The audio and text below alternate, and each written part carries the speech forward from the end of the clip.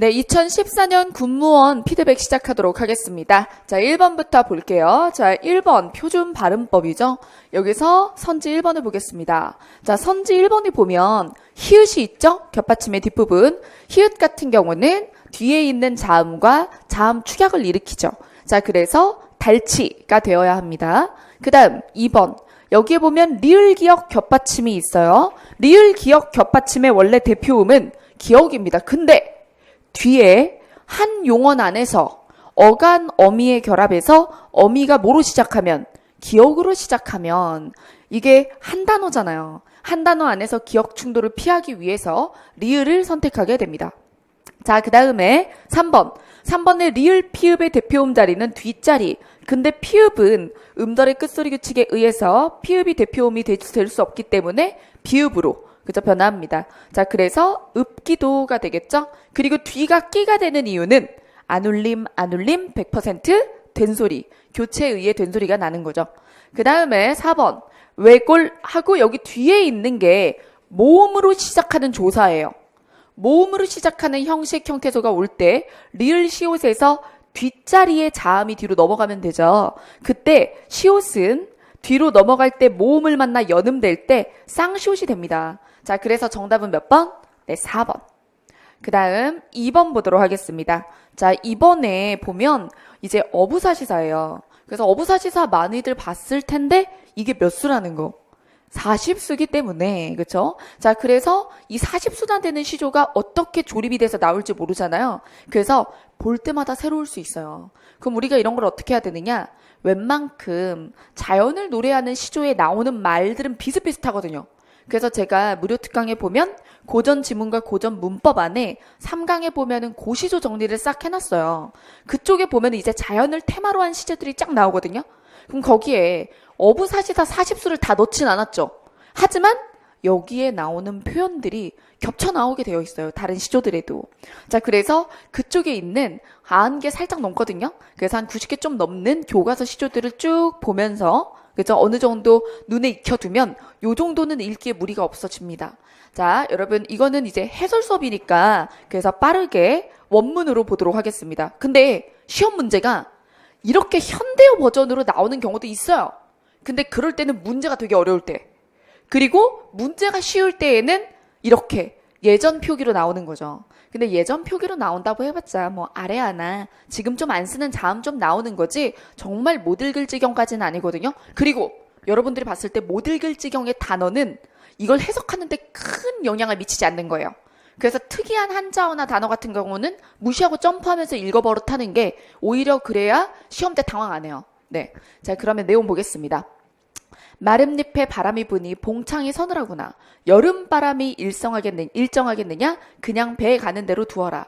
아, 북포와 남강이 어느 것도 좋지 않은 곳이 있으랴. 여기에 여름바람에 밑줄 그시고. 그 다음에 나. 아, 날이 저무는구나. 이제 누워 쉬는 것이 마땅하도다. 가는 눈이 뿌렸어요. 이렇게 계절시어들을 잡아두면 순서대로 배열하시오 문제에서 이제 계절 순서대로 배열하면 되는 거거든요. 자, 그 다음에 눈 내린 밤, 다리. 그래서 눈. 자, 그 다음에 다. 우는 것이 뻐꾸기인가, 푸른 것이 버들숲인가, 어촌의 두어집이 안개 속에 보일랑 말랑.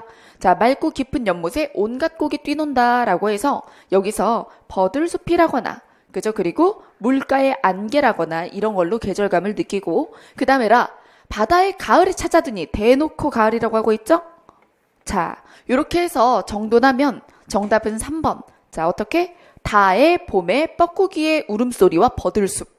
그 다음에 이제 가의 여름바람. 예전에는 여름을 어떻게 썼다? 니여름. 그러면 여름은 뭐죠? 우리 바로 2015년 군무원에 나왔는데 여름은 뭐라 그랬죠?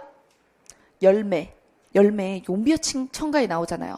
자, 그래서 꽃 좋고 여름 하나니 이게 뭐였죠? 꽃이 좋고 열매가 많이 열린다. 조선은 잘 될 거다. 용비어 청가에 얘가 나왔고 이건 열매. 그리고 요게 계절 여름이다라고 바로 그쵸? 이번 주 월요일 날 했는데 그쵸? 그 다음 라는 가을이고요. 그 다음에 나의 겨울을 의미하는 눈이 나왔죠. 자, 그래서 정답은 3번. 요렇게 계절별로 정렬해주면 되는 거였습니다. 자, 그 다음 3번. 밑줄 친 어휘가 잘못 쓰인 것은 고유어죠? 네, 그래서 고유어 어휘뜻 보도록 하겠습니다. 버슷하다라고 하면 외울 때 이렇게 외워보세요. 우리가 비슷하다라고 하면 뭐죠? 비슷할 땐 공통점이 있는 거잖아요. 근데 버슷하다 같은 경우는 오히려 어울리지 않는다예요. 이렇게 비슷, 버슷, 아예 반대축이다. 이렇게 생각을 하면 기억하기 좋지 않을까요? 자, 그래서 예문을 보면 그녀는 사귐성이 좋아서 사교성 좋다는 얘기죠. 자, 그래서 누구와도 버슷하게 지낸다? 그럼 친하게 지낸다는 말이 나와야 되는데 버슷하다는 무슨 뜻이라서 어울리지 않는다 이기 때문에 딱 부적합한 문장에 적용이 되는 거죠. 그 다음에 나머지 뜻들도 봐주시고 자, 그 다음 4번입니다. 자, 그래서 제가 어휘 쪽은 조금 빨리 넘어가잖아요. 해설지 봐주세요. 해설지에 다 써놨어요. 자, 여기서 4번. 다음 중 밑줄친 부분에 한자어가 옳게 쓰인 것은 여기서 도금만 읽으면 안 돼요. 무슨 한자를 썼느냐 똑바로 썼느냐 여기까지 봐야 되거든요. 자, 그래서 검토해보면 파타는 잘 썼어요. 깨트릴 파자. 깨트릴 파자 배우면서 제가 부스에서 돌이 들어있어요. 돌을 깨트린다고 생각하세요. 그랬죠? 자, 그래서 깨트릴 파, 터질 탄. 그 다음 여기서는 모자가 틀렸어요. 모독의 모가 틀렸고 모를 고쳐야 되고 그 다음에 규제는 제가 틀렸어요. 그래서 제를 고쳐야 하고 자, 그 다음에 이제 4번의 유도 같은 경우는 도자가 틀렸습니다. 그래서 길도자가 아니라 인도할 도자가 나와야 되겠죠. 자, 그 다음 5번입니다. 자, 5번의 다음 중 가장 옳게 쓰인 문장은 이라고 했어요. 사실은 이렇게 가장 옳게라고 얘기하면 범위가 되게 넓을 수 있어요. 맞춤법도 들어갈 수 있고 그리고 문장의 호응까지 따지라는 걸 수도 있거든요. 왜냐면 그냥 맞춤법이면 다음 중 옳은 문장, 그렇죠? 맞춤법에 맞는 문장 이렇게 똑똑 떨어지잖아요. 맞춤법에 맞다 틀리다 이렇게. 근데 가장 적절한 이런 식으로 표현을 했을 때에는 문장 호응이나 뭐 번역투나 이런 것들이 껴들어가 있어서 가장 여러모로 우리말의 표현에 맞으면서 맞춤법이랑 어법도 맞냐 요렇게 되는 거거든요. 자, 그러면 1번. 1번의 쟁점은 맞춤법이었어요. 자, 요거 뭐가 문제죠? 그쵸, 살비기. 그래서 여섯 띄우고 수가 꾸며주고요. 그때 수 관형사가 되고 살비기. 자, 그 다음 붙여 써야 돼요. 살배기는 여섯 띄우고 살배기는 붙여 쓰고 그 다음에 2번 식이 조절과 운동을 병행했더니 팔과 다리가 얇아졌다의 얇아지다. 여러분 얇아지다의 반대말이 뭐죠? 두꺼워지는 거잖아요. 얇다, 두껍다. 자, 그럼 그거는 한쪽 면에 대한 거예요. 이렇게 두꺼워지고 얇아지죠. 자, 근데 원통형에 그쵸? 그 둘레가 이렇게 커질 때는 우리가 뭘 쓸까요? 굵다와 가늘다를 써야 돼요. 반대말을 쓰면. 이거 어디에 들어있습니까? 혼동어휘 쪽에 있죠. 혼동어휘. 자, 그 다음 3번. 그는 소송을 당하고 나서야 사과함으로써 책임을 면하려 하였다. 여러분 여기서 이렇게 잘라야겠죠. 읽어버릇하면서 이어진 문장을 잘라버릇하세요. 자, 그러면 그는 소송을 당하고 나서야 뭘 통해서 사과를 해서 책임을 면하려고 했으니 사과를 수단으로 사용을 한 거죠. 수단과 방법. 자, 요럴 때에는 사과함으로써 수단과 방법을 의미하는 부사격 조사를 써달라. 이렇게 되는 거죠. 자, 그 다음에 4번. 한 구조대원은 먼저 탈출하던 선원들과 부딪혀가 쟁점이겠죠. 자, 부딪혀. 우리 이제 문제풀이반에서 한 지 얼마 안 됐는데 부딪히다는 무엇의 피동? 부딪다의 피동인데 부딪다의 뜻이 두 가지가 있어요. 자, 부딪다의 뜻 자체가 자, 첫 번째 무엇과 무엇이 힘있게 마주닿거나 마주대다라는 뜻이 있고 두 번째 예상치 못한 일이나 상황에 직면하다라는 뜻이 있어요. 자, 그때는 요 둘 중에는 첫 번째 뜻의 피동형이라고 보시면 됩니다. 그죠? 자, 그 다음 6번. 6번 단위어죠? 단위어. 정말 2014년 군무원은 되게 골고루 이론 부분이랑 규정 부분이랑 안 겹치게 되게 골고루 내려고 했던 그런 흔적이 보여요. 그래서 좀 문제가 균형이 있다 그래야 될까요? 여기 배치 보면은. 그래서 뭐 제가 군무원 욕할 때도 많았는데 그래서 왜 이따위로 문제를 내냐 한 적도 많았는데 문제 낸 이 밸런스는 굉장히 공부를 열심히 한 사람들 빈틈없이 체크할 수 있게 되어 있지 않나. 그래서 학습 도구는 좋다고. 예. 자, 그래서 6번. 자, 근데 엄청 많이 틀린 사람들 기분 안 좋은 거 아니에요? 자기가 점수 안 나왔을 때 시험지도 같이 욕했으면 좋겠는데 매우 좋다 막 이렇게 얘기하면 뭔가 되게 우울해지잖아요. 그죠? 여러분 아직 우리 완성 전이고, 그죠? 시험 날 전날까지만 완성되면 돼요. 시험 날 아침까지 완성돼도 돼요. 우리는. 그죠? 네. 자, 그래서 여기서 보면은 이제 바늘만 빼고 다 맞아요. 바늘은 제가 어떻게 외우라 그랬어요? 바늘 한 쌈은 외울 때 그냥 진짜 그렇다는 게 아니라 외울 때 하루 종일 바느질하면 몇 시간 하는 거지? 24시간 한다고. 이렇게 외우면 쉽다 그랬죠? 자, 그래서 정답 3번. 나머지 자, 100개씩. 자, 한 접 100개. 그럼 이렇게 큰 단위를 왜 우리가 알았어야 됐느냐? 어떻게? 그쵸. 현물로 이제 세금 납부할 때, 그래서 현물로 낼 때, 그럴 때 100개씩 세는 거. 오징어 한 축 20마리, 고등어 한 손은 2마리.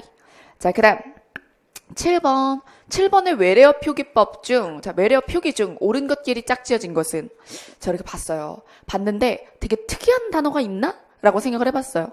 기본적으로 국립국어원에서 총칙의 예시로 내거나 세칙의 대표 예시로 낸 거 말고 좀 특이한 외래어가 들어간 거 있나 했더니 밸런타인데이 정도? 그죠? 그거 빼고는 나머지는 컨셉트 저렇게 써놨네. 예. 그죠? 자, 뭐 요런 것들은 사실은 제가 어문 규정 마스터 할 때도 그렇고 앞부분에서 수업하는 거예요. 모아서. 예, 자주 나올 수 있는 것들입니다. 자, 그래서 정답은 가, 다, 사. 그럼 보죠. 나머지 틀린 거. 콘셉트죠. 콘셉트. 이거를 뭐라고 하는 경우가 많아요. 그냥 컨셉 하고 말잖아요. 컨셉트도 아니야. 컨셉 막 이러죠. 막 패션 방송이나 이런 데서 그렇게 얘기 많이 하니까. 근데 콘셉트. 자, 이거 나온 김에 콘이랑 콤도 정리를 좀 하세요. 많이 헷갈리거든요. 자, 그 다음 여기서 랑데뷰가 아니라 랑데부. 그 다음에 밀크 슈웨이크 아니고 쉐이크. 왜냐하면 요거 뒤에 발음 기호 요거니까 밀크 쉐이크다. 이렇게 했었죠? 자, 이렇게 해서 얘가 이중 모음 돼서 뭐 나온다? 쉐 나온다. 자, 그 다음에 프로포즈라고 많이 알고 있는데 뭐다? 프르러 포즈다. 자, 그 다음 8번. 자, 8번의 고전문법에서 어렵지 않은 제자원리 파트 부분 출제했네요. 다음에 제시된 모음 중 훈민정음에서 지칭하는 28자에 해당되는 것은 이라고 했습니다. 그러면 28자를 우리가 그 안에 들어가는 자음은 많이 봤어요. 모든 기본서에서 훈민정음 기본 자음 위주로 수업을 하는 거지. 왜? 그게 더 많이 나왔어요. 그러다 보니까 이 문제가 약간 허를 찌르는 문제가 된 거예요. 왜? 되게 기본인데 근데 모음은 또렷이 외운 적이 없다. 이런 생각이 드는 거죠. 자, 모음에 들어가는 이제 28자에 들어가는 11자. 11자 볼까요? 이렇게. 자, 여기에 뭐 들어있나요? 네, 야 있습니다. 제출자 야가 있죠. 자, 그래서 기본자, 초출자, 제출자까지. 그거를 또 결합한 것까진 가지 않고요. 예, 그래서 제 것도 고전문법 하다 보면은 자음판 다음에 모음판 보여드리죠. 모음표. 그 모음표에서 기본자 3개, 천지인. 한 다음에 얘네 한 번 더해지면 초출이고 한 번 더 더해지면 제출이에요. 라고 했죠? 그래서 제출자에 야가 들어갑니다. 자, 그 다음에 자, 9번입니다. 고유어 문제 하나 더 나왔네요. 근데 앞에서 나왔던 고유어는 서술어에 쓰이는 고유어였다면 주로 그러면 요거는 약간 관습적으로 굳어진 사람을 이르는 말. 그래서 관습적 표현 쪽에서 사람을 이르는 관용어 이쪽에 들어가는 거예요. 어휘에. 그래서 제시된 고유어 중 귀가 얇아서 남 하자는 대로 따라 움직이는 사람이라고 하면 망석중이라고 해서 여기서 망석중이는 남이 부추기는 대로 움직이는 인형 같은 허수아비 같은 존재다. 이 뜻입니다. 자, 그래서 남이 부추기는 대로 따라 움직이는 인형이다. 자, 주체성이 없는 사람을 뜻하는 거예요. 그럼 나머지 뜻 중에서도 뭐 천둥벌거숭이 모르면 안 되고 이건 기본적으로 한국인 테스트하는 거예요. 천둥벌거숭이. 자, 그 다음에 책상 물림도 제가 어휘 시작할 때 사람 표현하는 어휘의 첫 번째 페이지에 제 슬라이드에 나오는 책상 물림. 여러분 책상 물림하고 막 비슷한 말도 같이 알려드렸었는데 어휘 마스터 할 때 뭐 했어요? 책상 물림. 네, 백면서생이나 글띠주나 공부밖에 모르는 사람. 자, 그 다음에 또 여기서 가린 주머니는 자, 주머니 가려. 이렇게 기억하세요. 주머니 가려요. 왜? 안 쓰려고. 인색한 사람. 쉽지 않아요? 그 다음 10번. 자, 여러분 애국심 테스트. 오늘 또 3일절이라 그렇죠? 3일절이라 제가 이제 아침에 일어나면 막 해롱해롱 하잖아요. 잠 좀 깨야 되잖아요. 그럼 이렇게 포털 사이트 뉴스를 이렇게 좀 봐요. 여러분들 아침에 일어날 때 습관 있습니까? 왜 고급스럽지 않은 건 얘기하지 마. 아니 왜 그냥 잠 깨려고 이제 아침에 오늘은 무슨 일이 내가 자는 동안 터졌나 이렇게 돌려보는 거죠. 근데 이제 3.1절에 뭐 그런 게 나왔더라고. 어떤 이제 영화 배우인데 이제 집안에 친일파가 있는 영화 배우랑 독립운동가가 있는 영화 배우를 이렇게 올려놓은 근데 맥스무비에서 그런 기사를 올렸었나 봐요. 그래서 이제 친일파의 후손 3명 그리고 이제 독립운동가의 후손 3명이라고 해서 올렸는데 근데 이제 그게 좀 큰 이슈가 된 거죠. 그래서 이제 그 포털 사이트에서 경고가 오고 그리고 원글이 내려지고 그리고 그 사람은 퍼온 건데 게시물을 이제 내리고 뭐 이런 경고를 먹었나 봐요. 그래서 그 사람이 또 열폭한 거야. 이게 있는 사실 가지고 얘기한 거고 내가 작성한 것도 아니고 남 퍼온 거다. 있는 사실이다. 근데 있는 사실을 얘기한 것이 왜 명예훼손에 해당하느냐. 그러면서 제가 봤을 땐 그 배우가 이를 키운 것 같아요. 사실은 친일파의 후손이라고 해서 자손까지 사실은 비난을 받을 일은 아닌데 근데 그거는 이제 그 후손이 잘 모르고 우리 외조부가 굉장히 훌륭하신 분이다라고 얘기를 한 거죠. 모른 거지. 제대로 모른 거예요. 그러니까 사실 집안의 역사를 잘 모른 거겠죠. 근데 그 인터뷰를 보고 뒤지다가 이제 나온 거지. 친일 인명사전에 나온 사람이라는 게. 심하죠, 심하죠. 그냥 어느 수준의 친일파냐도 되게 근데 1급 친일파인 거야. 그래서 위안부 창설에 기여한 그런 사람인 거죠. 그래가지고 여러분들 알면 되게 놀랄 텐데. 저도 마음 되게 아팠어요.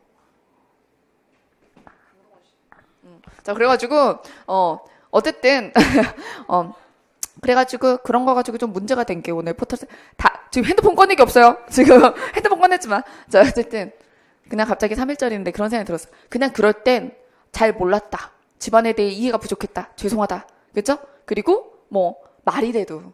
대신 사죄 드린다. 뭐 민족과 역사패 뭐 이런 식으로 말을 했으면 욕 안 먹었을 거야. 근데 이렇게 가면은 일파만파죠. 그죠? 제 생각엔 한 일주일 갑니다. 자, 보죠. 자, 10번. 뭐 저 따위가 얘기하는 건 큰 영향이 없겠죠? 자, 10번에 기억과 니은에 들어갈 단어와 조사. 남산이 저 소나무. 근데 미치겠는 건 이런 거? 그쵸? 자. 그래서 사실 요거를 모르겠어요? 아, 헷갈렸어요.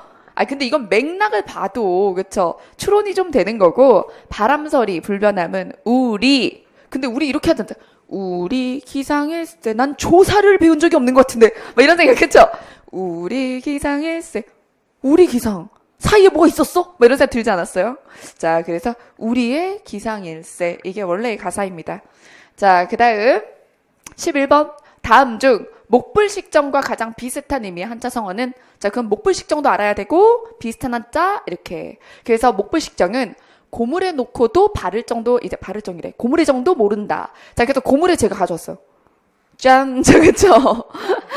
이게 진짜 딱 진짜 고물의 정처럼 생겼죠. 그러니까 앞에 놓고도 모른다고 이런 뜻이에요. 자 그러면 앞에 놓고도 모른다 정말 멍청하다 이 뜻이잖아요. 자 그래서 콩과 보리도 구별 못하는 사람 콩숙 보리맥 콩보리도 구별을 못한다. 그래서 정답은 2번입니다. 자, 그 다음에 나머지 성어도 이 정도 성어는 다 알아야 되는 성어입니다. 모르시는 거 있으시면 바로 외우셔야 돼요, 오늘. 그 다음 12번, 13번 지문 보겠습니다. 여러분 이거 문제 풀고 해설을 하는 거예요. 그래서 지금 그냥 해설 구경하려고 눌러봤다면 지문 읽고 수업 들으셔야 됩니다. 자, 그래서 다음 글에 해당하는 문제가 일단 무슨 유형이 있는지 먼저 보는 거예요. 혹시 일행직도 복합형 나올지도 몰라요. 그럼 기본은 지문부터 읽는 게 아니라 여기에 해당하는 문제 유형이 2개든 3개든 간에 문제 유형이 먼저 이게 뭔지 먼저 보는 거예요. 그럼 12번. 윗글과 다음 제시문의 공통주제는이니까 그러면 이 지문을 요약해서 주제 추론해야 되고 그 다음에 13번. 자, 윗글의 밑줄 친 부분과 내용 전개 방식이 다른 것은 그럼 이거는 그 부분만 신경 쓰면 되니까 이걸 처음부터 읽을 땐 신경 안 써도 돼요. 자, 그러면 요약합니다. 첫 번째 문단의 요약 부분은 여기예요. 여기에 밑줄이 있어야 돼요. 언어를 잃는다는 것은 곧 그 언어로 세운 문화도 사라진다는 것. 우리말의 운명은 어떻게 될 것인가? 자, 그 다음 두 번째 문단. 자, 두 번째 문단에서는 제 아무리 대원군 이 부분. 제 아무리 대원군이 살아 돌아온다 해도 타 문명의 유입을 막을 수 없다. 불가피하다 이건. 내가 당당해야 남을 수용할 수 있다. 그럼 2가지 얘기를 하는 거예요. 둘째 문단에서. 어차피 외래 문명 도입은 막을 수 없다. 근데 내가 당당해야 남도 들여올 수 있다. 그러면 이거죠. 들여올 건데 먼저 당당하라. 이거죠. 자, 그 다음 셋째 문단. 셋째 문단에서는 영어는 배워 나쁠 것이 없고 반드시 배워야 한다 하지만 더 중요한 게 우리말. 그러니까 우선순위를 잡아라 이거죠. 영어를 받아들이지 말자는 얘기가 아니에요. 자, 그래서 이 부분 밑줄. 우리말을 제대로 세우지 않고 영어를 들여오는 일은 황소개구리를 들여와서 우리 개구리를 다 죽이는 일이나 다름이 없어 라는 유추. 그래서 생태계의 상황을 끌어와서 언어의 문제, 이 부분을 다루려고 하는 거예요. 그래서 이 부분의 전개 방식은 유추다라고 짚어놓고 그 다음에 끝까지 요약. 영어는 새 시대를 사는 필수 조건. 하지만 우리말을 바로 세우는 일에 소홀해서는 안 된다. 심지어 이게 더 중요하다. 먼저다. 이거죠. 자, 그럼 주제. 외래 문명 도입 안 된다나 외래어를 들여오지 말라거나 이런 거예요? 영어를 들여오지 말라는 거예요? 아니죠. 들여오는데 그 전에 먼저 우리말 먼저. 주체성이죠. 자, 그러면 12번입니다. 12번에 요것도 줄여야죠. 외래 문화도 새로운 문화 창조에 이바지함으로써 뜻이 있는 것이고 그러함으로 비로소 민족문화 전통을 빛낼 수 있다. 그러면 외래 문화가 전통에 방해가 된다는 뜻이 아니에요. 우리의 전통을 더 어때요? 발전시킬 수 있는 외래 문화는 받아들일 수 있다는 거죠. 자, 그럼 입장 같아요. 외래 문명에 대해서 배타적으로 굴자는 게 아니에요. 우리 중심으로 우리에게 도움이 되는 방식으로 받아들이자라는 것입니다. 공통주제 1번. 여기에 뭐가 중요해요? 주체적이 중요하죠. 주체적으로 수용하자. 근데 주체적인을 안 보고 이거 외래 문명 수용 아닌데? 이러면 안 된다는 거죠. 자, 그 다음에 13번. 우리가 이제 유추가 아닌 것 찾기죠. 유추랑 굉장히 헷갈릴 법한 것으로 비교가 있어요. 예시도 헷갈릴 수 있죠. 그러면 그림으로 표현을 해볼게요. 유추는 두 가지 대상을 가지고 유사성을 통해서 이야기를 하되 내가 정말 얘기하고 싶은 것 하나가 뚜렷하고 다른 것이 수단이에요. 그리고 이 수단과 이 본질, 내가 정말 이야기하고 싶었던 것이 다른 카테고리에 있어야 돼요. 자, 근데 비교는 두 대상이 이야기되는 그 순간에는 그쵸? 둘 다 대등한 중요도를 가지고 공통점이나 혹은 차이점에 대해서 이야기하는 게 비교 대조죠. 자, 그 다음에 예시는 자, 이거예요. 상하관계예요. 그래서 요 범위 안에 있는 어떤 하나를 가지고 예를 설명하고 싶은 거예요. 자, 이 중에 하나를 예를 들어 이걸 설명하는 거죠. 이해되시죠? 그림으로 보면 이렇게 다르잖아요. 이때 자, 여기 요 부분 유추가 아닌 것이 정답 2번입니다. 자, 나머지는 다 유추고 무엇을 더 이야기하고 싶은지가 확연해요. 인간이랑 컴퓨터 중에 무엇이 더 중요한지. 여기서 여행자를 위한 오아시스처럼 오아시스 얘기하고 싶은 게 아니라 친구. 그런 식으로. 이렇게 4번도 뭐 이제 미생물이냐 아니면 뭐 사람이냐 중에 힘이 가는 본질이 있어요. 근데 여기 2번 같은 경우는 읽어보면 희곡은으로 출발은 했죠. 근데 여러분 앞에 있는 단어가 무조건 더 중요한 건 아니에요. 희곡은 소설과 마찬가지로 그 표현 수단이 언어를 매개로 한 문학의 한 분야이며 그러면 희곡과 소설은 어디에 들어간다? 문학에 들어가요. 그러면 일정한 인물과 사건과 주제를 가지고 있다는 점에서 다를 바가 없다라고 해서 이만큼을 다 읽어보면 첫 문장만 보면 희곡이 주인공 같아요. 근데 한 문장 더 보태서 읽어보면 결국에 희곡하고 소설하고 공통 상위 분류 체계와 그리고 둘의 모두 다의 공통점이 나와 있거든요. 그러면 여기서 내가 정말 이야기하고 싶은 게 희곡만인지 혹은 소설만인지 알 수가 없어져요. 그래서 얘는 비교, 나머지는 유추입니다. 자, 그 다음 14번. 14번에 이건 관용 표현이죠. 어휘 문제가 조금 많이 나왔는데 근데 요즘에 추세가 조금 어휘 문제 늘고도 있으니까. 근데 되게 희귀한 어휘 문제가 많이 나오진 않았어요. 자, 여기서 그나마 1표를 얻지 못한 노동자들은 실망을 하고 1표를 얻은 사람들을 부럽게 쳐다보며 자, 어떻게 돌아서요? 여러분 기분이 좋겠어요? 다른 사람들은 1표를 얻고 나는 못 얻었는데 그러면 실망했을 때 들어갈 만한 부정 표현이 들어가야 되는 거예요. 자, 그러면 정답 머리를 빠뜨리고 고개를 푹 숙였다고 할 때 쓰는 표현이에요. 자, 그래서 요거는 자, 몹시 실망하고 낙담했다. 머리를 빠뜨렸다. 그럼 나머지도 할까요? 머리가 젖어 생각에 물들다. 그 다음에 머리를 싸고 누웠다고 우리가 얘기하죠. 그래서 근데 머리를 싸고 고민을 하거나 머리를 싸고 눕거나 이런 것들은 열렬히 뭔가에 고민에 빠져 있는 거예요. 그 다음에 머리가 빠지도록 요거 계속 신경이 쓰인다. 우리가 머리를 싸고 뒤에 알아눕다가 있으면 이 뜻이 되는 거예요. 이해되셨죠? 자, 그 다음 15번.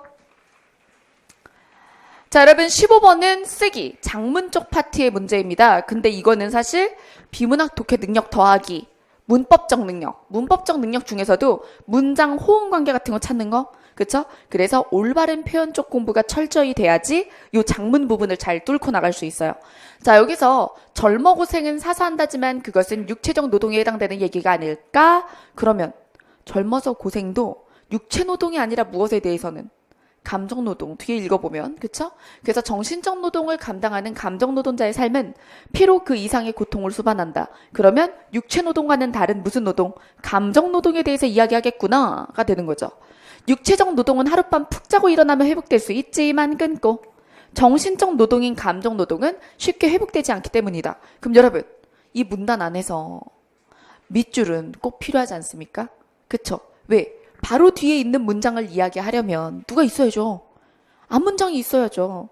첫 문장은 육체 노동만 얘기한 거나 다름이 없어요. 그러니 둘째 문장에서 감정 노동에 대해서 얘기를 해줘야 셋째 문장에서 육체 노동과 감정 노동을 대조하거든요.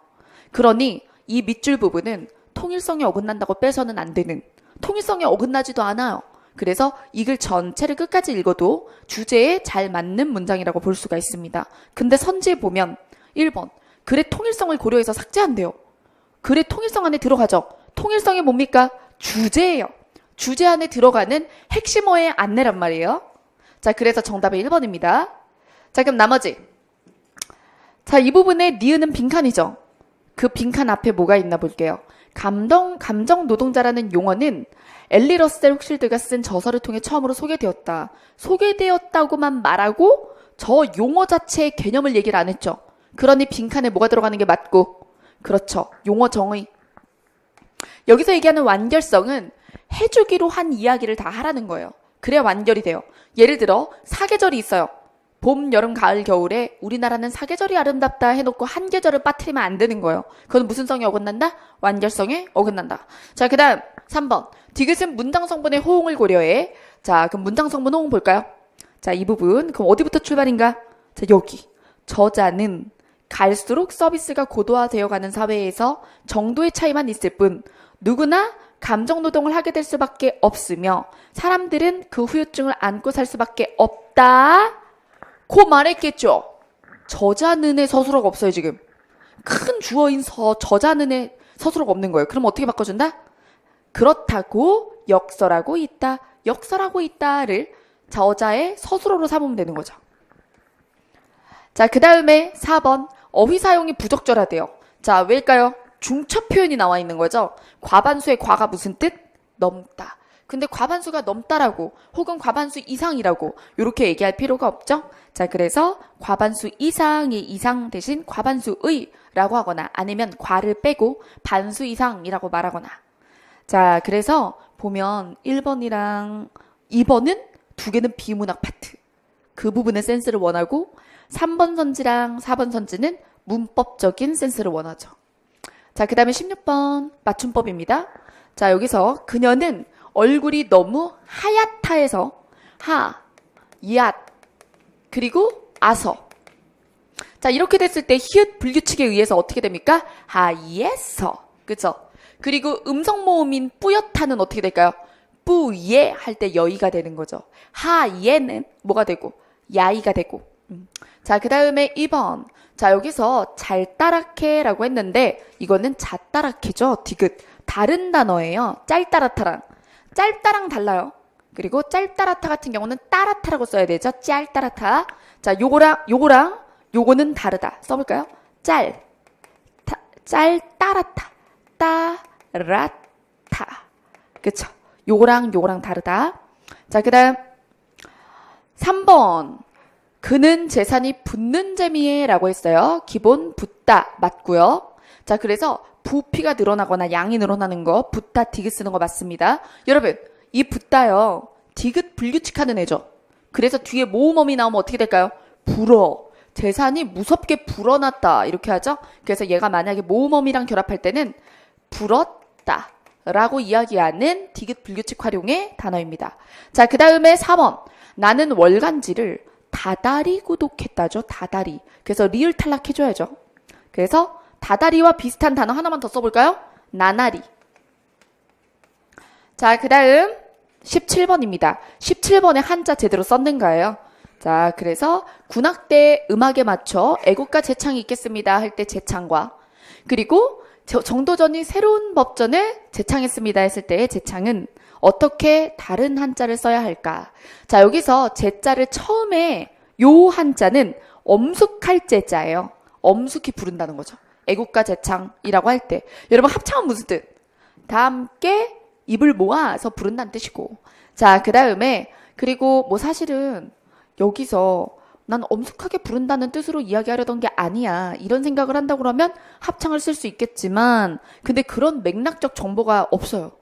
모두가 함께 부른다는 근거가 없는데 합창을 고르면 안 되죠. 그래서 우리가 함께 부른다라는 정보가 없는 한 제창이 맞는 거죠. 앞에 있는 게 뭐죠? 애국가죠. 그래서 문맥적으로 애국가니까 그래서 합창보다 제창을 골라야 맞는 상태고, 그 다음에 뒤에 제창, 정도전이 새로운 법전을 이라고 이야기를 할 때 그때 제자는 이제 끌제자라고 해서 손수변이 더 있죠. 손수변. 자, 그래서 어떤 일을 처음 주장하다 라는 뜻을 가지고 있습니다. 자, 그 다음 18번 순서 배열. 배열 문제도 하나 나왔네요. 자, 배열 문제 같은 경우는 퍼즐 맞추기와 같다고 했어요. 그래서 맨 앞에 걸 자꾸 순서대로 놓으려고 하지 말고 오히려 객관식이잖아요. 우리 빨리도 풀어야 되잖아요. 그러니까 객관식 선지에서 시작 부분을 보고 과도하게 섞여 있지 않다면 그것부터 보고 들어가라고 했어요. 가나다 순으로 보지 말고. 자, 그러면 여러분 객관식 선지 보니까 뭐 혹은 무엇?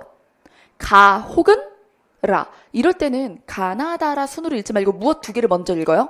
가 읽고 라 읽고 이렇게. 자, 그럼 가의 펜터치 요렇게 펜터치 해야죠. 요약을 해야죠. 퍼즐의 조각을 들었으면 이게 무슨 색이고 튀어나왔냐 들어갔냐 이런 것들 판단을 해야 될 거 아니에요. 자, 그래서 정부에서 내놓은 1차 국가 에너지 기본 계획서에서 강조하고 있는 것에 대해서 이야기했어요. 그 다음에 첫째 블라블라, 둘째 블라블라, 셋째 블라블라 열거한 거는 둥근 가로로 묶어주고, 그 다음에 사실 이 세 가지가 서로 다른 문제는 아니다. 그리고 여기 안에 있는 세 가지를 만약에 펼쳐서 이야기를 한다면 누구 뒤에 나와야지. 가보다 뒤로 가야 되는 거죠. 그쵸? 자, 그 다음에 이거는 에너지 기본 계획서니까 문제예요, 대책이에요?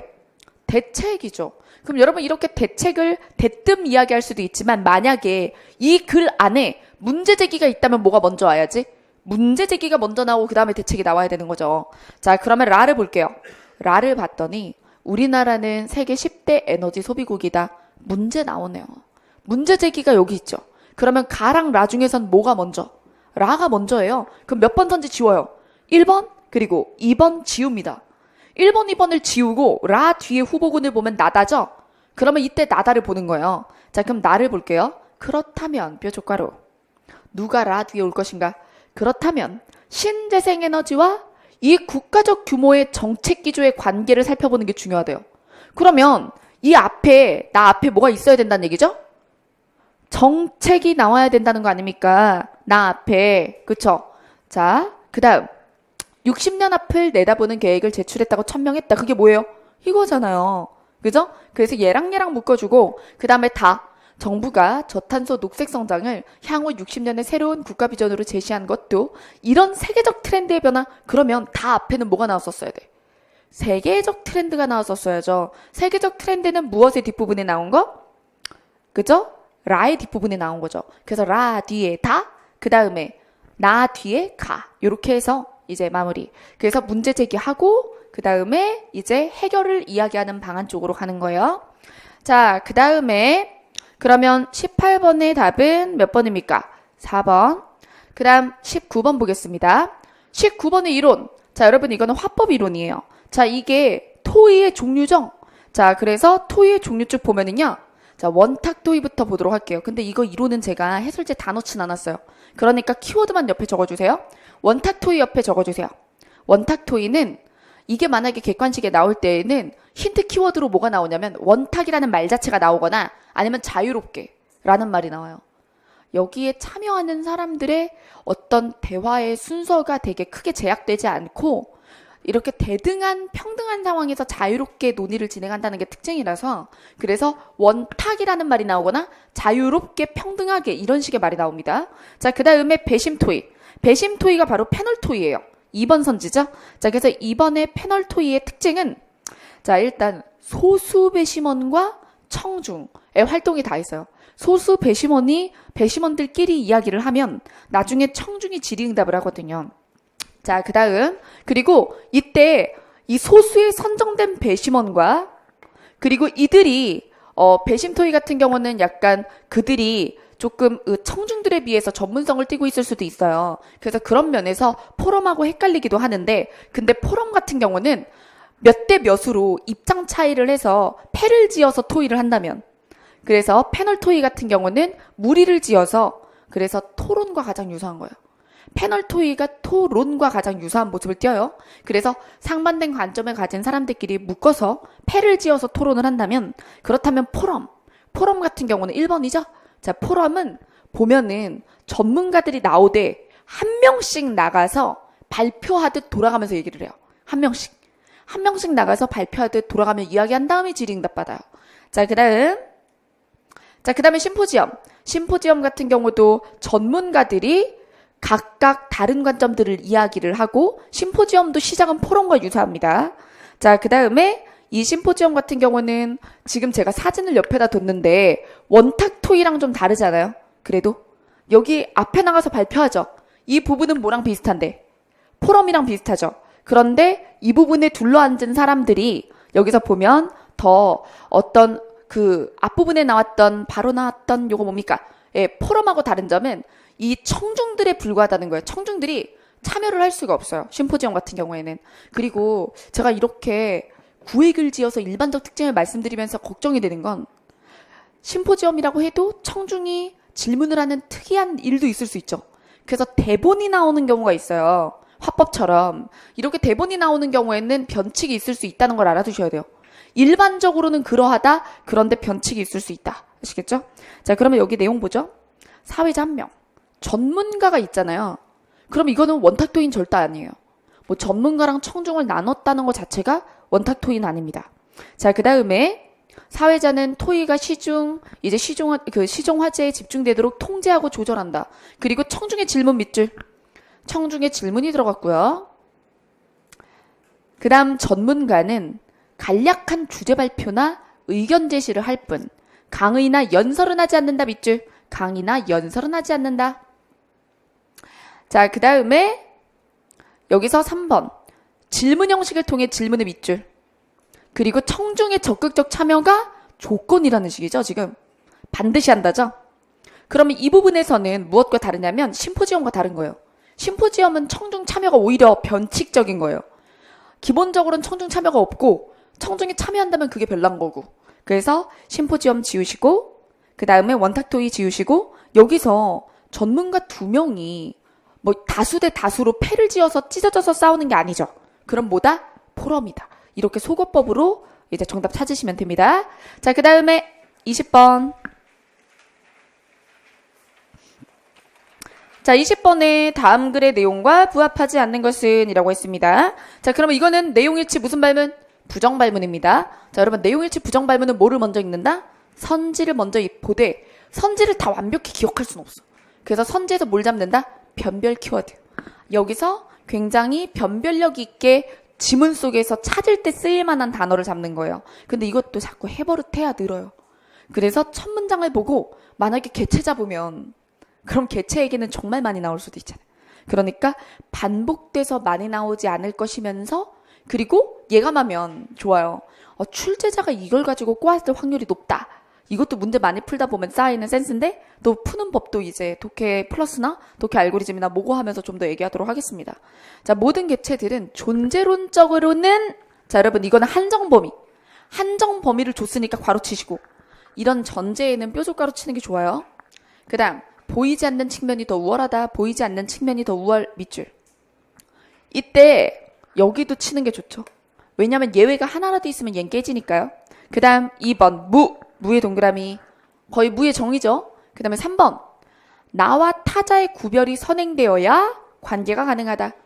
그 다음 도. 그래서 2번은 무 그리고 4번은 도라는 것의 정의고 그거는 찾으면 그냥 나올 테니까. 자, 그러면 지문 봅니다.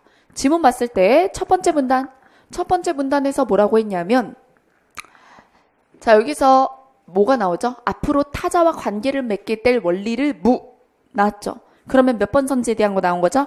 그쵸, 2번. 그 다음 노자는 모든 개체들의 보이지 않는 측면과 보이는 측면이 있다고 했어요. 그럼 보이지 않는 측면 여기 있죠? 그 다음에 뭐 이거를 그는 전자를 무명이나 도로 이야기를 했죠. 도의 동그라미. 자, 그 다음에 도에 대해서는 더 찾아야겠어요. 그 다음 문단 노자는 관계 원리로서의 개체 원리로서의 명보다 더 우월하다고 보았다. 근데 아까 보면 안 보이는 게 도라며. 그러면 안 보이는 게 개체로서의 원리의 명보다 보이는 것보다 더 우월하다. 안 보이는 것이 보이는 것보다 우월하다라는 선지가 조립이 됩니다. 그 문장이 그대로 있는 게 아니에요. 막 두 문장 합쳐야 하나 나오잖아요, 지금. 자, 몇 번 선지 나온 거예요? 그쵸, 1번. 맞죠? 그 다음 더 봅니다. 도를 모든 개체들의 선행에서 존재하는 절대적 원리라고 본 것이다 라고 했습니다. 그러면 4번도 체크가 된 거죠. 자, 그래서 끝까지 안 나온 게 뭡니까? 네, 3번입니다. 자, 그 다음 21번 띄어쓰기. 자, 다음 중 띄어쓰기가 잘못된 것은 띄어쓰기에서 제 띄어쓰기 약점 특강에 보면 모두 약점 특강에 보면 제가 부정 표현에 대해서만 표를 만들어 놨어요. 그래서 띄어쓰는 부정 표현 그것을 붙여 쓰는 경우 의미 차이 예문 넣어놨거든요. 그것도 확인해 보시고 공부가 여러분 안 된다고 했을 때 우리가 공부가 되지 않는다라고 이야기들을 잘 하는데 이거 의미 차이를 잘 아셔야 돼요. 안 되다 붙였을 때랑 안 되다 띄었을 때는 의미가 다르죠? 요거는 잘 되다의 반대로 동사일 때, 형용사일 때 말고 동사일 때 잘 되다의 반대의 기능이라서 그래서 어떤 의미냐면 불만족스럽다. 아이의 실패나 불가능이 아니라 하긴 했는데 불만족스럽고 불충분하다는 거예요. 근데 이렇게 띄어쓰잖아요. 그럴 때에는 시험 통과가 안 되다처럼 아이의 실패, 100% 실패. 이해되십니까? 완벽한 실패나 불가능에 대해서 이야기를 할 때 써요. 그래서 이거는 안 되다 같은 경우는 아이의 아무것도 이루어지지 않았거나 했으나 현격한 불합격이라든가 재수없어서 얘기 안 하려고 했는데 자 어쨌든 그냥 귀를 씻으세요 여러분. 자 어쨌든 그 다음에 불합격이라든가 아니면은 불가능이라든가 이럴 때 띄어쓰는 거예요. 얘는. 그리고 금지. 그거 하면 안 돼 라고 할 때. 그래서 이거는 실패, 불가능, 그 다음에 금지 이런 기능이고 요거는 잘 되다의 반대라서 불만족, 불충분하긴 했는데 완전치 못하다 이거죠. 자, 그 다음에 얘가 형용사로 쓰일 땐 얼굴이 왜 이렇게 안 됐어. 그죠? 불쌍하다, 가엾다, 얼굴이 상했다 이 뜻이죠. 형용사일 땐. 자, 그러면 공부가 안 되는 건 아예 안 한 거예요? 아니면 하는데 잘 되지 않은 거예요? 그쵸? 여기 뒤에 보면 그럴 땐 휴식을 취하래. 그럼 휴식하지 않아 본 거죠. 안 쉬고 해본 거죠. 그럼 이거는 불만족스러운 거지 실패나 불가능이 아니에요. 그래서 붙여줘야죠. 자, 그 다음 2번, 3번, 4번의 쟁점은 여기서 예전만 못하다 할 때 못하다도 만약에 못하다를 띄어 쓴다면 하지 못하다가 돼요. 근데 이거는 예전에 미치지 못한다. 어떤 것의 정도에 이르지 못하다라는 뜻이라 붙여 쓰는 게 맞고 그 다음 그들은 말도 안 되는 이유로 말이 아예 안 됨. 실패. 말이 형성될 수 없어요. 이거는 불충분한 게 아니라 아예 실패야. 그래서 말이 되지 않는 이유. 자, 그 다음 그녀는 눈물 때문에 더 이상 말을 잇지 못했다라는 거는 요거는 붙여 쓰는 요거처럼 근데 의미는 다르지만 말을 잇지 못하다 이거는 하지 못했다. 그렇죠? 그런 의미가 되는 건데 그때 말을 잇지 못하는 것이 자기가 원해서가 아니었잖아요. 그렇죠? 그래서 어떤 능력 부정에 못하다입니다. 자, 그 다음 22번 문장의 호응 관계가 자연스러운 것으로 짝지어진 것은 자, 이 부분 약하신 분들 이론 수업에서 어느 부분을 다시 보거나 이론 수업에서 어딜 봐야 되냐면 올바른 표현이요. 올바른 표현의 문장 다듬기 쪽. 지금 보면은 장문에도 영향을 미치죠. 그 다음에 이 부분에도 영향을 미치는 거예요. 이렇게 단독형으로도 나오고 그리고 고쳐쓰기에도 들어갑니다. 자, 보면 가를 고치는 방법. 자, 일단 여기 빠졌어요. 뭐가 달라졌죠? 우리가 한글, 을 세 개의 여러 문자들과 비교해 보면 끊어보세요. 여기까지 끊어보세요. 뭐가 이상한지 보려면 처음부터 끝까지 쫙 읽는 게 아니라 이어진 문장을 잘 나가면서 읽고 아는 안긴 문장에 괄호를 치면서 읽어야 뭐가 이상한지 나와요. 그래서 끊었죠? 그 다음 매우 조직적이며 과학적이고 독창적인 문자래요. 뭐가? 주어가 없잖아요. 주어가 빠졌죠. 뒷줄 주어가 없는 거예요. 앞에 한글이 등장했지만 여기서는 뭘로 쓰였어요? 목적어로 쓰였죠. 그러니까 뒷절에서 새로이 뭘로 요구해요? 주어로 요구하는 거예요. 그래서 주어로서의 한글이 나와야 됩니다. 자, 그 다음에 우리가 알아야 할 점은 할 때 점은의 동그라미. 자, 여러분 블러블러한 점은 것은 이렇게 무의미어라고 해요. 진짜 이야기할 것을 아는 문장의 관형절로 표현을 할 것들입니다. 자, 그래서 우리가 블러블러한 것은 블러블러한 것이다. 블러블러라는 점은 블러블러라는 점이다. 이런 식으로 점점 호환이 돼요. 자, 어쨌든 이렇게 무의미어로 출발을 했을 때는 서술어에서 이거를 끝내줘야 돼요. 그래서 우리가 알아야 할 점은 자 하고 뭘 바꿨나 보세요. 여기부터 괄호칩니다. 그리고 잠시만요. 그리고 뒤에 와 고칠 게 되게 많네. 천천히 볼까요? 우리가 알아야 할 점은 괄호치고 일본의 역사 교육이 과거의 식민 지배를 정당화할 뿐만 아니라 끊어놓으세요.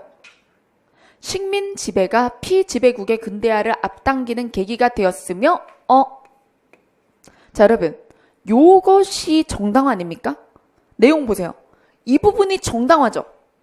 보세요. 식민 지배가 그러니까 일본이 우리나라에 와서 우리나라 개발시켜줬다고. 그렇게 얘기하는 게 이 부분이잖아요.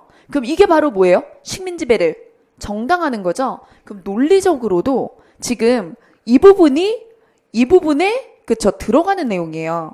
이럴 때에는 얘를 당겨서 일본의 역사 교육이 이게 속에 있는 주어부가 되는 거고 식민 지배가 피지배국의 근대화를 앞당겼다고 뭘 하고 있다? 식민 지배를 정당화하고 있으며 이렇게 가야죠. 그래서 이 부분을 식민지배의 정당화 속으로 아예 넣어서 지워버리거나 혹은 아니면 식민지배 정당화를 꾸미게 앞에다 놔야지. 그쵸? 그래서 순서를 뒤집어야 되는 거예요.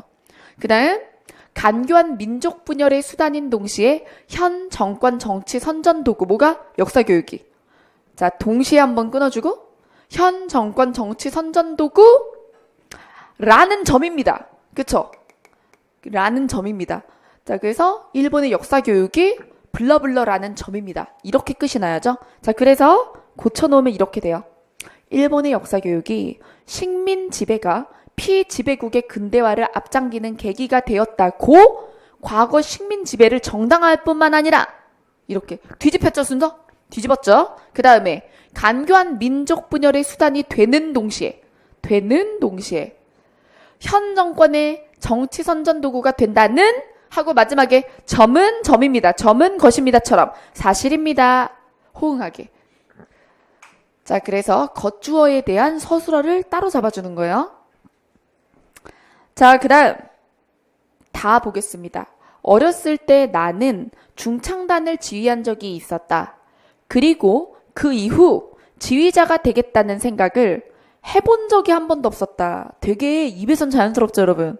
근데 해보다라는 건 첫 시도일 때 쓰는 말이에요. 첫 시도일 때. 그래서 자 여러분 보세요. 어렸을 때 지휘했죠.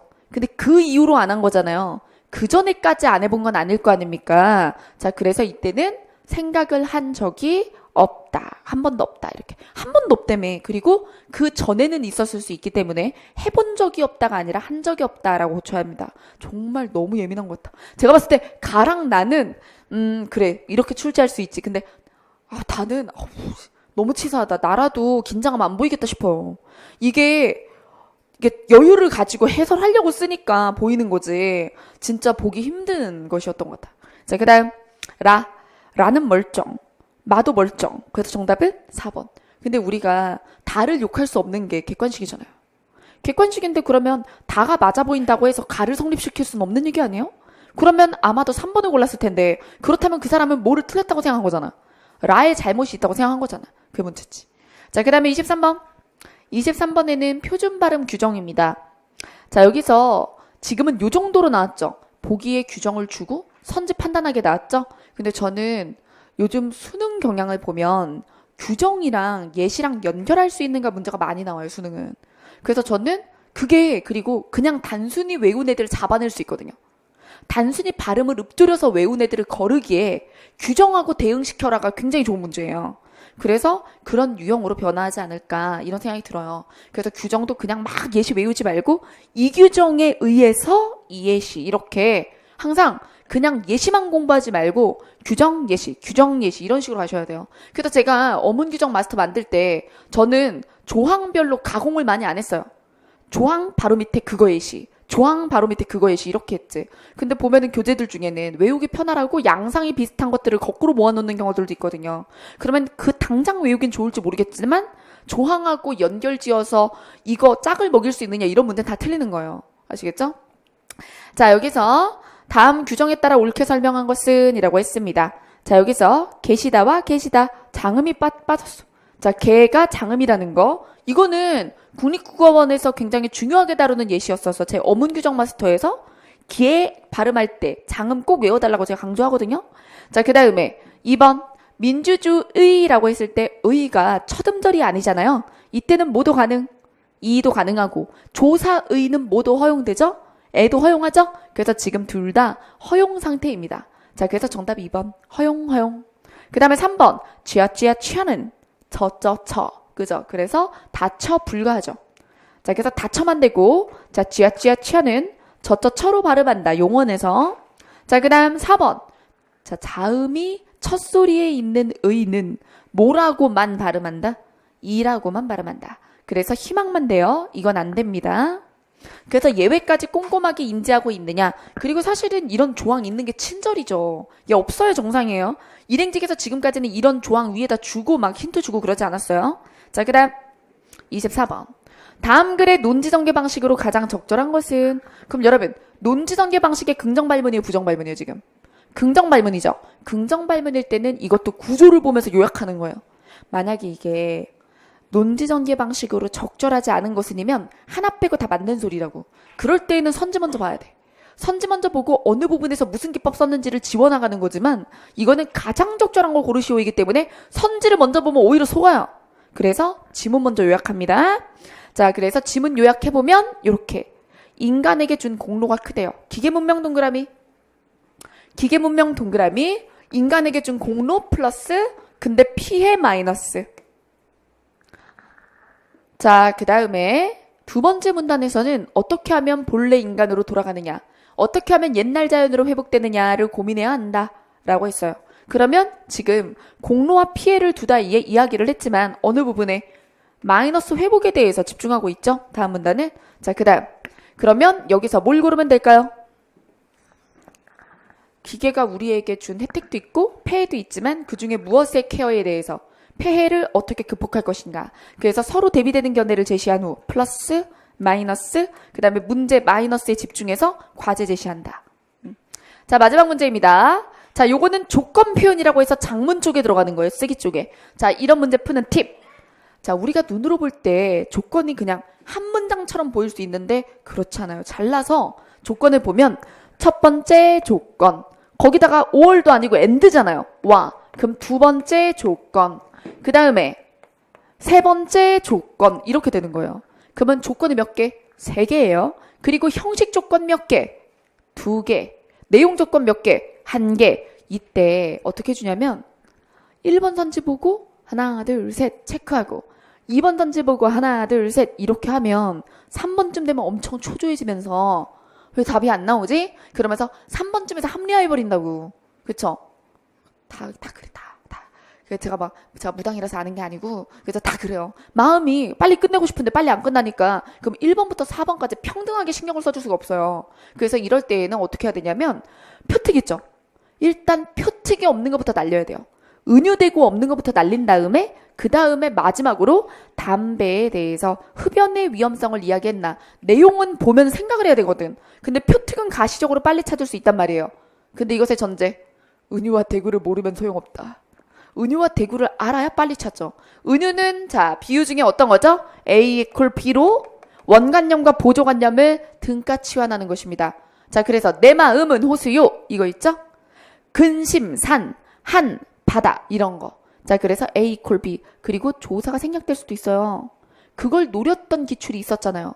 근심은 산이요 하는 바다다. 그러면 은유인 거 알았을 텐데 근심 띄우고 산 한 띄우고 바다 하는 바람에 이게 은유예요? 막 이랬다고 애들이. 은유지 그럼. 조사가 꼭 있어야 되나? A 이퀄 B면 되지 의미상. 그쵸? 자, 그 다음에 대구. 대구는 대구법이라는 거는 앞뒤로 이어지는, 그죠? 바로 한 행 안에 앞뒤로 이어지거나 아니면 바로 위아래 행 이런 식으로 연결이 되는 단어 2개 이상의 결합의 구조가 같은 거예요. 문법적 구조예요.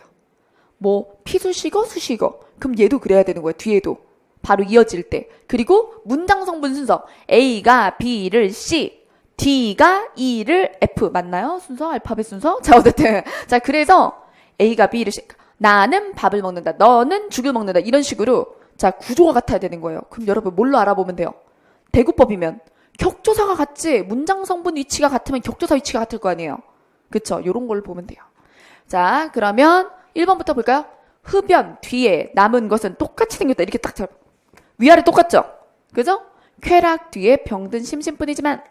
자, 그래서 이 앞절 첫 번째 줄과 두 번째 줄이 대구는 됐고, 그 다음에 은유는요? 은유 있나요? 없어요. 그죠? 그래서 그냥 땡. 깊이 안 읽어도 된다는 거예요. 자, 그 다음에 2번. 늘어가는, 금연하는, 담배만큼, 시간만큼, 줄어드는, 이렇게 잘라가면서 보면 지금 대구죠. 그 다음에 은유 있나 보는 거예요. 자, 은유. 근데 이것도 은유가 없죠. A 콜 B가 없죠. 그 다음 담배 피우는 골목은, 금연하는 골목은, 향상 피우는 향불이에요. 향불 피우는 저승길.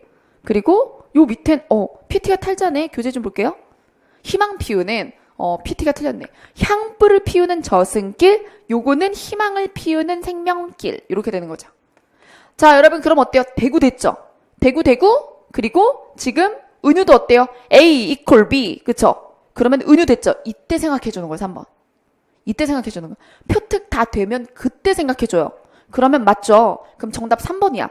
근데 불안하면 검산 정도는 할 수 있겠죠. 검산이 오히려 아래 걸 보는 거예요. 아래 걸. 근데 3번이 정답이 확실하다. 그럼 사실은 여기서 끝내면 돼요. 자기 확신이죠. 그죠? 자, 그래서 밑에 거 볼까요? 연기 없는 연기남은 화장실에는 앞사람의 뒷사람의. 대구는 된다. 근데 뭐가 없는 걸까요? 네, 그렇죠. 자, 여기에는 은유 없습니다. 자, 그러면 여기까지 하고요. 자, 그러면 다음 시간에는 이제 다음 시간이 다음 주 수요일이죠? 그때는 경찰 2016년 시작하도록 하겠습니다. 수고하셨습니다.